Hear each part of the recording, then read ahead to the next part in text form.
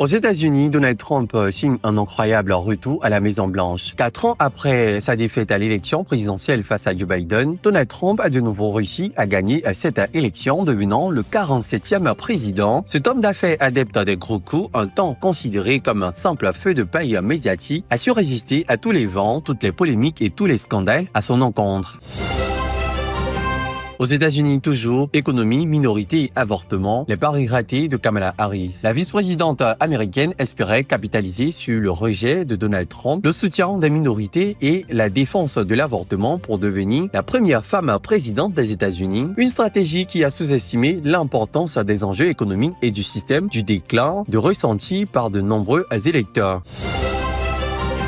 L'homosexualité au Mali, le général Assimi Goïta et la transition n'en veulent pas. Dans des projets de code pénal et le code de procédure pénale adopté par des membres du CNT, le pays s'est doté de lois qui pénalisent la pratique. L'homosexualité est désormais proscrite au Mali. Des textes de loi condamnant la pratique dans ce pays. Il existe des dispositions dans nos lois qui interdisent l'homosexualité au Mali. Toute personne s'adonnant à cette pratique en faisant sa promotion ou son apologie sera poursuivie, a déclaré le ministre de la Justice malien.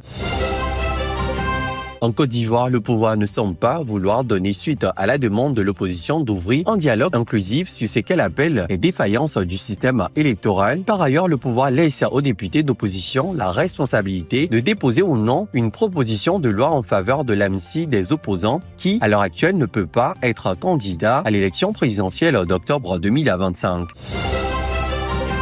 On termine avec l'Ouganda, 14 morts et plus de 30 personnes blessées dans un camp de réfugiés frappé par la foudre. En Ouganda, au moins 14 personnes ont été tuées dans le camp de réfugiés après que la foudre a frappé une église de fortune dans laquelle s'étaient abrités lors d'orages, ont annoncé dimanche des responsables locaux. C'est tout pour ce soir. Merci à vous de nous avoir suivis. On se retrouve très prochainement pour de nouvelles informations partout dans le monde. D'ici là, portez-vous bien et bonsoir.